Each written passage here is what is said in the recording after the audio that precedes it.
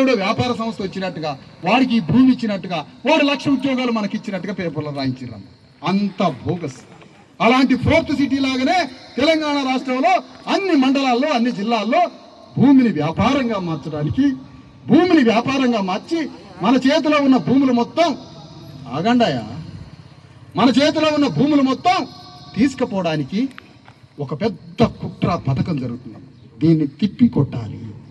ప్రతి ఆడ మనిషి, ప్రతి మగ మనిషి, చిన్న పిల్లలు, బిడ్డలు, సర్పంచ్ సాబ్, గ్రామం అంతా ఏకగ్రీవంగా తీర్మానం చేసి మనం భూములు సాధించేంత వరకు అవసరమైతే గ్రామమే ఆమరణ నిరాహార దీక్షకి ఊరంతా తీసుకుందామమ్మా. ఆమరణ నిరాహార దీక్ష. తిండి ముట్టొద్దమ్మా, తిండి ముట్టొద్దు. ఊరు మొత్తం సందర్భం వచ్చినప్పుడు కాలిద్దాం, సందర్భం వచ్చినప్పుడు కాలిద్దాం. సంటి పిల్లల తల్లులు తప్ప, చిన్న బిడ్డల తల్లులు తప్ప, మిగతా వాళ్ళు వృద్ధులు తప్ప, చిన్న పిల్లలు తప్ప మిగతా వాళ్ళందరం ఆమరణ నిరాహార దీక్ష చేద్దాం. మెతుకు ముట్టము. అక్కడ ఇంటెలిజెన్స్ ఆఫీసర్లు వచ్చిర్రమ్మా, రాయాలా, నువ్వు రాసుకపోయి ముఖ్యమంత్రికి చెప్పు, యుద్ధం మొదలవుతుందని చెప్పాలి.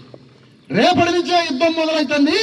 ఇక్కడ నుంచి ఎట్లా రైతుల భూములు లాక్కుంటారో, ఎన్నిసార్లు అరెస్ట్ చేస్తారో. ఖమ్మం పోతే 3 సార్లు, ఖమ్మం పోతే 3 సార్లు నన్ను అరెస్ట్ చేశారమ్మా. 3 సార్లు అరెస్ట్ చేసి తీసుకుపోయారు. దానికి ముందు యుద్ధం